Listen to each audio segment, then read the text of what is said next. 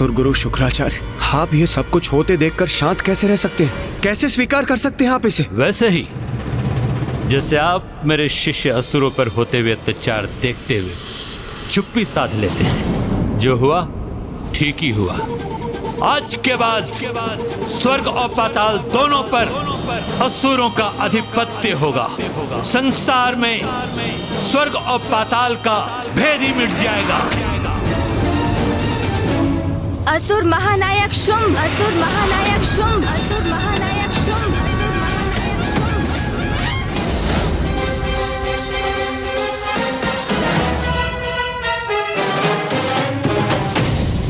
अरे रे, मैं तो इन दोनों को भूल ही गया था। क्यों गणेश जी और कुमार कार्तिकेय, पर्याप्त भोजन कर लिया ना? क्योंकि अब बहुत समय तक आपको कुछ नहीं मिलेगा, क्योंकि आपके देवराज इंद्र सब कुछ खो बैठे हैं।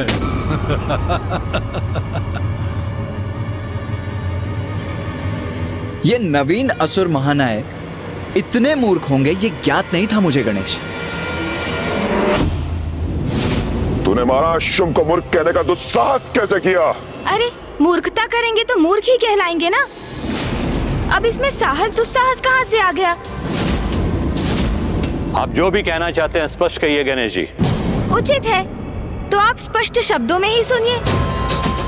इंद्रासन पर अधिकार कर आपने ये कैसे सोच लिया कि अब इंद्रदेव के पास दांव लगाने के लिए कुछ भी शेष नहीं? ये क्या कह रहे हैं गणेश जी? अब क्या शेष है इंद्रदेव के पास? अभी ये क्रीड़ा संपन्न नहीं हुई। असुर महानायक शुंभ, अभी तो बहुत कुछ होना शेष है। अब कुछ शेष नहीं, सब कुछ समाप्त हो चुका है। मैंने इन देवताओं से इनका सब कुछ छीन लिया है, किंतु तुम्हें इसका भान कैसे होगा? क्योंकि हमने तुम्हें भोजन में व्यस्त रखा था। आपकी अज्ञानता चकित कर रही है मुझे। कदाचित आपको हमारी क्षमताओं का कोई भान नहीं है। कहाँ क्या हो रहा है ये ज्ञात करने के लिए मुझे अथवा मेरे अनुज को वहां उपस्थित रहने की आवश्यकता नहीं है। हमें भली भांति ज्ञात है कि इंद्रदेव चौसर की क्रीड़ा के उन्माद में ऐरावत, कल्प वृक्ष और यहाँ तक कि माता कामधेनु के साथ साथ इंद्रासन पद को भी गंवा चुके हैं। ओह, ज्ञानी हो तुम दोनों। तो बताओ, जब देवराज पद ही चला गया तो क्या बच गया इंद्रदेव के पास? उनकी मूर्खता के सिवाय, जो हमारे छल में बार बार फंसते ही चले गए। हमारे मित्र नहीं, हमारे परम शत्रु। ये देवता हम असुरों से मित्रता करेंगे? महानायक शुंभ, ये देवता कदाचित उचित कह रहे हैं। अभी भी इनके तन पर शेष आभूषण बचे हैं। हाँ, वो तो शेष है इनके पास। इन्हें इनसे भी वंचित कर देना चाहिए। हम यमलोक में आभूषणों का क्या लाभ? इतना अपमान हो रहा है देवताओं का, किंतु पार्वती नंदन गणेश जी पूर्णतः शांत है, तनिक भी विचलित नहीं। उनकी इस निश्चिंतता का क्या कारण? क्या है इनका रहस्य? बुरे कर्मों का परिणाम तो देवताओं को भी भुगतना होता है। फिर तुम तो मात्र एक असुर हो शुंभ। अपनी शक्ति और बुद्धि का जितना अभिमान करोगे उतना ही भयानक दंड भी भुगतोगे। ऐसे टुकुर टुकुर देखकर मेरा समय व्यर्थ मत करो। उत्तर दो मेरे प्रश्नों का। इंद्रासन से बढ़कर इनके पास क्या हो सकता है? कुछ नहीं, सिवाय हमारी भिक्षा के, हमारी भिक्षा के, हमारी भिक्षा के। क्यों असुर गुरु शुक्राचार्य। कोई गुप्त दांव अभी भी शेष अवश्य है, अन्यथा ये दोनों यहाँ इस प्रकार नहीं खड़े होते। किंतु क्या है वो? असुर गुरु शुक्राचार्य, बहुत बड़ी चूक कर बैठे हैं आप, जिसकी अपेक्षा मुझे आपसे कदापि नहीं थी। क्योंकि जो योजना आपने गढ़ी थी उसमें तो एक बहुत बड़ी कमी रह गई। कमी रह गई हमारी योजना में? नहीं महादेव पुत्र गणेश जी, कदाचित आप देवताओं के पराजय को स्वीकार नहीं कर पा रहे हैं। वास्तविकता से संपर्क बनाइए। ये देखिए, हम असुर विजयी हुए हैं, तो फिर किस कमी की बात कर रहे हैं आप गणेश जी? असुर गुरु, कभी कभी अति उत्साह में व्यक्ति सबसे मुख्य बात भूल जाता है। वही आपके साथ भी हुआ। प्रथम दाव में ही इंद्रदेव से आपको उनका पद छीन लेना चाहिए था, तो ऐरावत, कल्पवृक्ष, माता कामधेनु स्वतः ही आपके हो जाते। किंतु आपने ऐसा नहीं किया, क्योंकि आपका ध्यान तो इन सभी पर था, जिनके लोभ में आप देवताओं की सबसे अमूल्य निधि भूल गए। क्या कह रहा है ये गजमुख? ऐसा क्या है जो असुर गुरु भी भूल गए? ऐसी कौन सी निधि है देवताओं की जिससे हम अब भी वंचित हैं? एक ऐसी निधि असुर गुरु शुक्राचार्य, जिसके कारण आपके निरंतर कुशल मार्गदर्शन के पश्चात भी यह असुर कभी भी देवताओं को पराजित नहीं कर सके।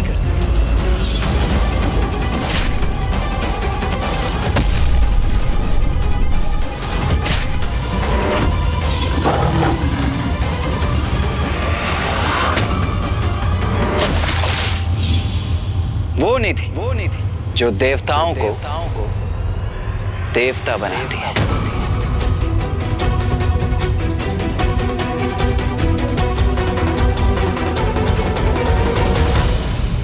ओह, अब मैं समझा। अमृत।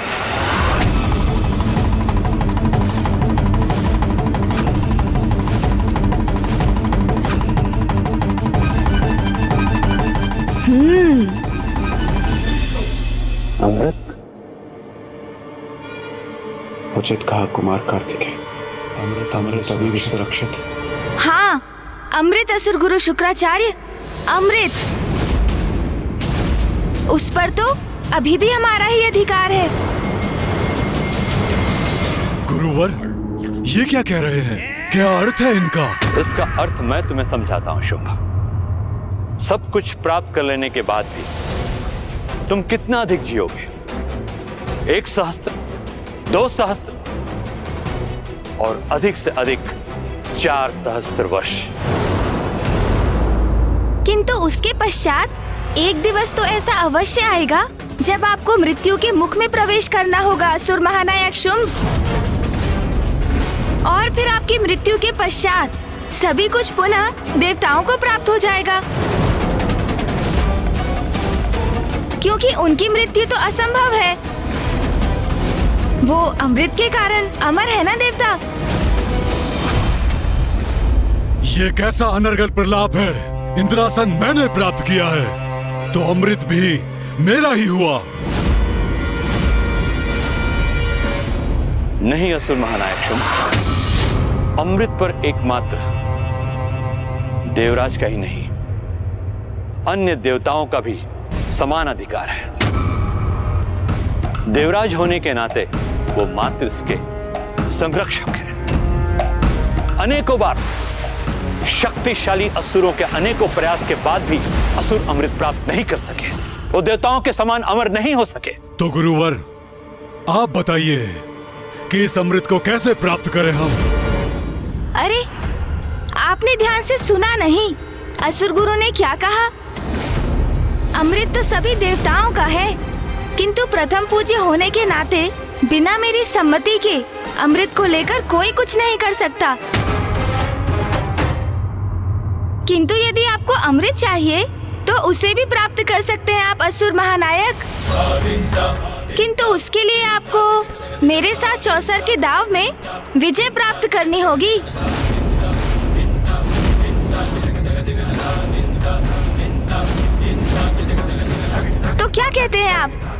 मेरा प्रस्ताव स्वीकार है आपको? तो क्रीड़ा आरंभ करें, तो क्रीड़ा आरंभ करें, तो क्रीड़ा आरंभ करें। ये क्या कह रहे हैं गणेश जी? एकमात्र अमृत ही तो शेष है हमारे पास, और यदि उसे भी दांव पे लगा दिया तो हम अपना सर्वस्व खो बैठेंगे। चिंता मत कीजिए सूर्यदेव, गणेश को भली भांति ज्ञात है कि वो क्या करने जा रहा है। आप बस शांत रहिए और इस क्रीड़ा को होने दीजिए। इस बार इस क्रीड़ा का परिणाम अवश्य उचित ही होगा। उचित है, क्रीड़ा होगी, अवश्य होगी। सब कुछ गंवाने के पश्चात भी गणेश जी अमृत दांव पे लगाने के लिए आतुर हैं। क्या मंशा हो सकती है इसमें उनकी? अवश्य कोई न कोई चतुराई होगी उनकी, किंतु अमृत के बिना हमारी विजय भी तो अधूरी है। क्रीड़ा अवश्य होगी, किंतु अब कैसा किंतु परंतु? अमृत दांव पर तभी लगेगा असुर महानायक जब देवताओं से आपने जो भी प्राप्त किया है उसके साथ आप अपना सर्वस्व दांव पर लगाएंगे।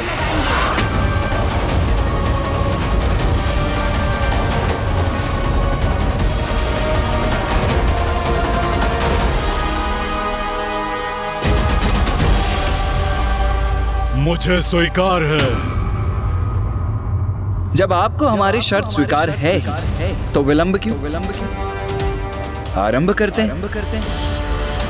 अवश्य, इस आरंभ में ही तुम्हारा अंत है।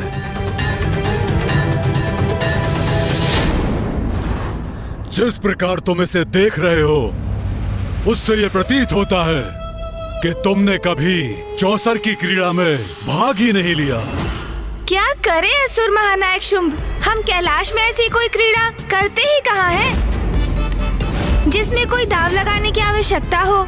द्रुत क्रीड़ा निषेध है ना वहाँ। दोष तो मेरा ही। अपने दायित्वों को भूलकर, मिथ्या आकर्षण से प्रभावित होकर मैंने ही तो धृत क्रीड़ा में भाग लिया।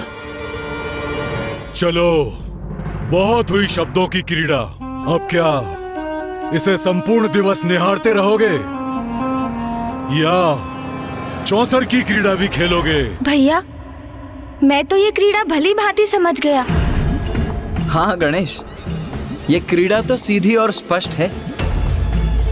आड़े तिरछे हैं तो इस क्रीड़ा में भाग लेने वाले। अब और अधीर नहीं होने दूंगा आपको। लाइए असुर महानायक, मुझे पासे दीजिए। इसे दे दूं पासे?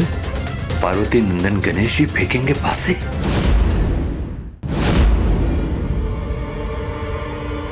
संकोच मत कीजिए, मुझे दीजिए पासे। पासे तुम्हें क्यों दूं? पासे तो मैं ही फेंकूंगा, जैसे मैं अब तक करता आया हूँ। वो नियम तो पूर्व में था, और ये स्थिति आपके पास है फेंकने का ही तो परिणाम है। ये एक नवीन और भिन्न दांव है, इसीलिए यदि इसमें पासे गिरेंगे तो प्रथम पूज्य गणेश के हाथों से।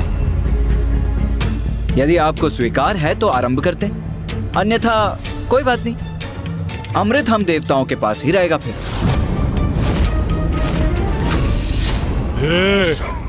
तुम दोनों प्रथम पूज्य और देव सेनापति होंगे अपने स्वर्ग में, जो अब तुम्हारा नहीं रहा। और ये भूलो मत, तुम लोग मेरी राज्यसभा में हो, और जहां तुम्हारे देवता लाचारों की तरह बस खड़े हैं। इसलिए तुम मुझे किसी भी अवस्था में बांधने की स्थिति में नहीं हो। समझ गए? समझने की आवश्यकता तो आपको है। असुर महानायक होंगे आप अपनी राजसभा में, किंतु स्मरण रहे, मृत्यु से मुक्त नहीं है आप, क्योंकि अमृत तो अभी भी हमारे ही पास है, और ये दांव उसी अमृत के लिए चला जा रहा है। इसलिए हम जितना चाहे उतनी अवस्था लगा सकते हैं आप पर। इस व्यर्थ के विवाद का कोई लाभ नहीं। अब गणेश जी को पासे दीजिए और क्रीड़ा को संपन्न कीजिए। परिणाम सबके समक्ष स्वतः ही आ जाएगा। तुम 100 बार भी ये मायावी पासे फेंकोगे तो भी विजय तो मैं ही होऊंगा। और एक बार अमृत पर मेरा अधिकार हो जाए तो तुम्हें भी उचित पाठ सिखाऊंगा मैं। कुमार कार्तिकेय ने हमें शांत रहने के लिए कहा, तो मैं अभी बहुत चिंतित हूं। गणेश जी किसी प्रकार हमें इस विकट स्थिति से निकाल दे, बस इतना ही चाहता हूं। ये विकट स्थिति जो आपने उत्पन्न की है, मैं अपनी भूल के लिए कितनी भी क्षमा क्यों न मांग कम, किंतु जो भूल मुझसे हुई मैं नहीं चाहता कि वो भूल पुनः हो। मैं तो बस इतना चाहता हूं कि अमृत हमारे हाथ से ना जाए।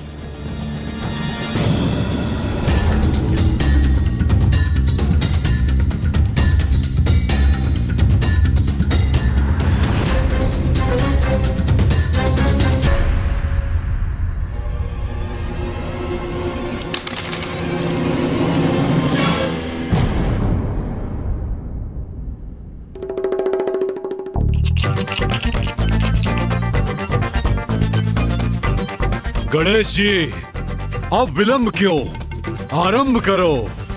क्या हुआ गणेश? दांव चलो, फेंको इन्हें। वो भैया, चौसर की क्रीड़ा का अभ्यस्त ही कहा हूँ मैं, कभी इसमें भाग ही नहीं लिया, और उस पर इतना बड़ा दांव अमृत का, उसके विचार से ही थोड़ा विचलित हो रहा हूँ भैया। अरे चिंता मत करो गणेश, बस पासों को ऐसे हाथ में लो, ऐसे घुमाओ और फेंक दो।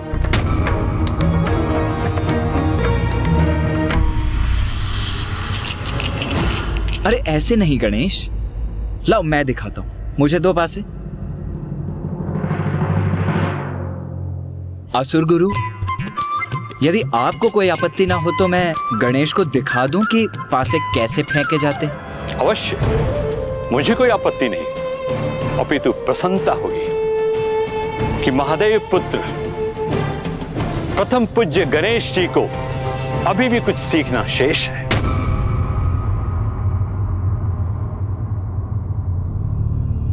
ये देखो गणेश, इतना सरल है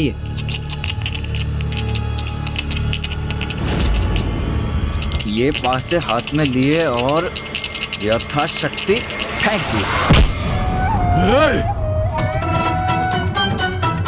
ओह, ये क्या हो गया मुझसे? मुझे क्षमा कर दीजिए, मुझे आपको आहत करने का कोई आशा नहीं था। आप कहीं आहत तो नहीं हुए ना? गणेश और मैंने कभी पासे फेंके नहीं है, तो अभ्यास नहीं है। इसलिए मैंने कहा था पासे मैं फेंकूंगा।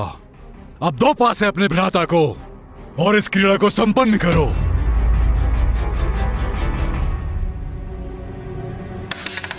हाँ, जैसी आपकी इच्छा। लो गणेश, अब तुम ही फेंको इन्हें।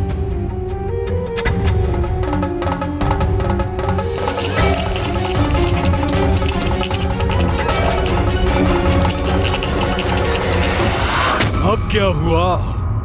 क्यों रुक गए? वो शुंभ जी, यदि मैं एक आध दाव अभ्यास कर लूं तो आपको कोई आपत्ति तो नहीं ना? अभ्यास का एक दाव? हाँ, वो मैं सोच रहा था, मैं प्रथम बार ये चौसर का दाव चल रहा हूँ ना, तो इस क्रीड़ा को भली भांति समझने के लिए यदि एक आध दाव अभ्यास कर लेता तो अच्छा होगा ना। अमृत का दाव इसके पश्चात कर लेते हैं ना? नहीं गणेश जी, अमृत का दाव इसी बार लगेगा, यही निश्चित किया था आपने। असुर गुरु शुक्राचार्य, इंद्रदेव को तो आपने इतनी बार बिना कुछ दांव पर लगाए क्रीड़ा करने की छूट दी थी। उनके साथ तो क्रीड़ा के आरंभ में असुर महानायक शुंभ जी ने बिना किसी वस्तु को दांव पर लगाए क्रीड़ा की थी, तो मेरे साथ भेदभाव क्यों? वैसे मैं ये नहीं कह रहा हूँ कि इस बार किसी भी वस्तु को दांव पर ना लगाया जाए, बस अमृत का निर्णय अगले दांव में हो। तुम्हारे पास बचा ही क्या है जो तुम दांव पे लगा सकते हो? सब कुछ तो मेरा हो चुका है, मेरा। वो तो हम तब आपको बताएंगे जब आप इस दांव में मुझे अभ्यास करने की अनुमति देंगे। उचित है एक बार आप अभ्यास कर लें, फिर अमृत। लो, गुरुदेव ने अनुमति दे दी है, तो बताओ क्या लगाओगे दांव पर?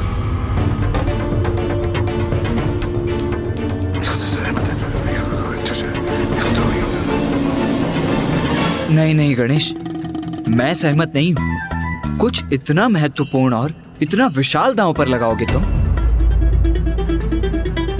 इस पर एक बार पुनः विचार कर लो अनुज। जो दांव पर लगेगा वो महत्वपूर्ण और विशाल है, अच्छा है, बहुत अच्छा है। मैं निर्णय ले चुका हूँ। हमारी ओर से अभ्यास हेतु मैं दांव पर लगाता हूँ।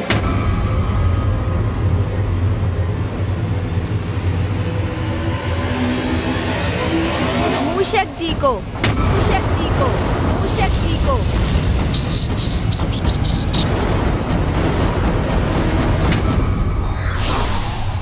छल करने वाले को उत्तर अवश्य देना चाहिए, किंतु छल से नहीं, अपितु बुद्धि और युक्ति से।